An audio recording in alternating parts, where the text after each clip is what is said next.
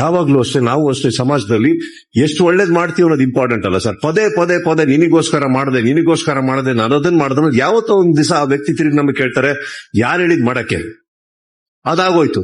So what happen, ನಿಮ್ಮ good intention ನೀವು ಮಾಡಿದ್ರು ಕೂಡ ಎಲ್ಲೋ ಒಂದ್ ಕಡೆ ಅಲ್ಲೂ ಕೆಟ್ಟವರಾಗ್ತೀರಾ. ನಾವ್ ಯಾವಾಗ್ಲೂ ಏನ್ ಅನ್ಕೋತೀವಿ ಅಂದ್ರೆ, ಏನೋ ಸಾಧನೆ ಮಾಡ್ಬೇಕಂದ್ರೆ ತುಂಬಾ ಬೋರಿಂಗ್ ಆಗಿರ್ಬೇಕು, ತುಂಬಾ ಎಲ್ಲ ಬಿಟ್ಬಿಟ್ಟು ಜೀವನದಲ್ಲಿ ತಪಸ್ ಮಾಡ್ಬೇಕು, ಇದೇ ತರ ಇಮೇಜ್ ಅನ್ಕೋತಾ ಇರ್ತೀವಿ.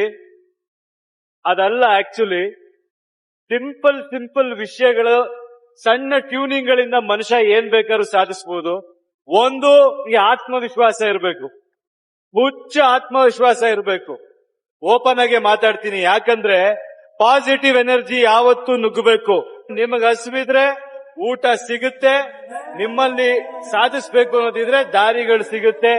ದಯವಿಟ್ಟು ಎಲ್ರೂ ಆ ಗಮನ ಕೊಡಿ. ಆಮೇಲೆ ಮಜಾನು ಮಾಡಿ ಬಿಡಕು.